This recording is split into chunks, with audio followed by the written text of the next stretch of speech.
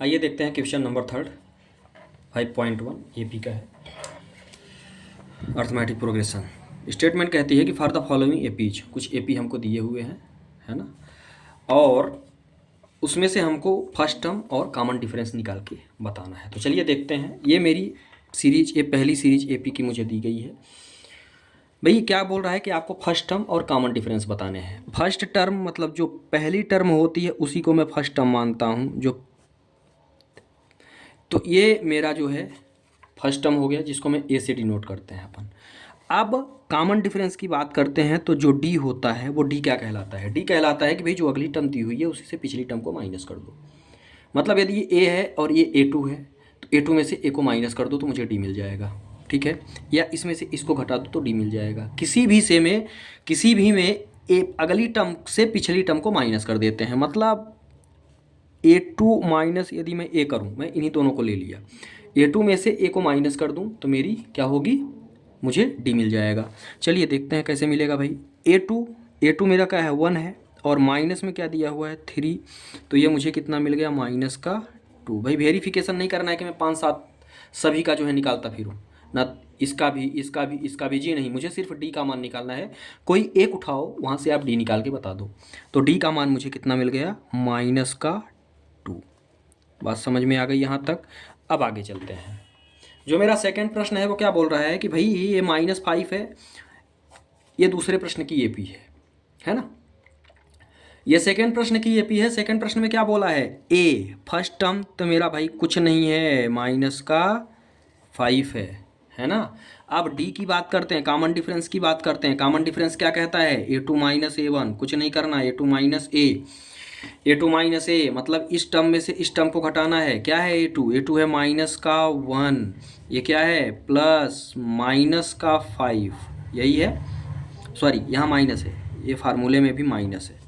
तो भैया इसको यदि मैं सॉल्व कर रहा हूँ तो ये तो माइनस का 1 है, और माइनस माइनस मल्टीप्लाई में है तो प्लस हो जाएगा, और यहाँ पे बचेगा 5। और यदि मैं यहाँ से निकालना चाहूँ तो यहाँ पे मुझे प्लस का 4 मिल गया, क्योंकि 5 में से 1 गया तो प्लस का 4 मिला। ठीक है, यहाँ तक तो कोई दिक्कत नहीं होनी चाहिए। तो यहाँ पे डी का मान भी मुझे कितना मिल गया, ए तो मेरा ऑलरेडी मुझे दिया ही था 5, और डी का मान मुझे मिल गया 4। तो इस तरह से इसका सेकेंड पार्ट सॉल्व हो गया। अब चलो देखते हैं थर्ड पार्ट की ओर। थर्ड पार्ट की यदि हम बात करते हैं तो थर्ड पार्ट की जो मुझे एपी दी है 1/3, 5/3, 9/3 और 13/3। ए तो मेरी फर्स्ट टर्म होती है, तो इसमें तो मुझे कुछ करना नहीं है।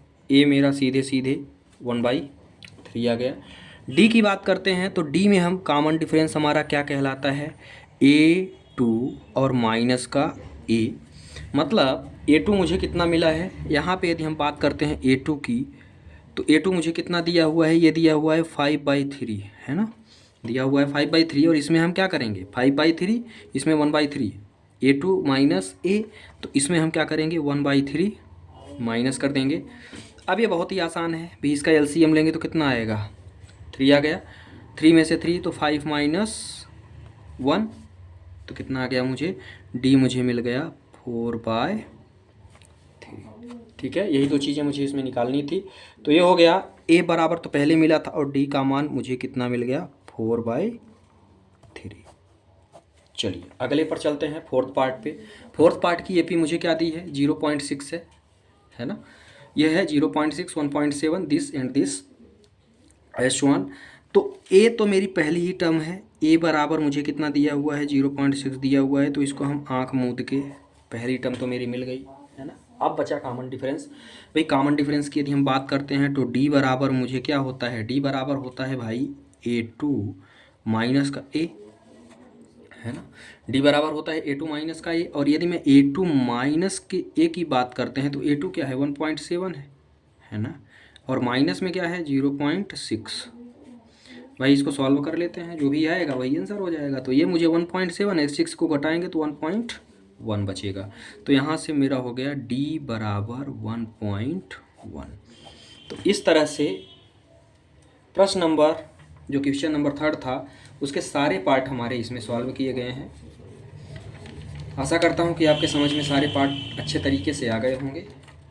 यदि समझ में आ गए हों तो चैनल को सब्सक्राइब करें, वीडियो को लाइक करें, ज़्यादा से ज़्यादा शेयर करें, क्योंकि शेयर करने का, लाइक करने का भी कोई पैसा नहीं लगता है ना। सपोर्ट बनाए रखें। बहुत बहुत धन्यवाद।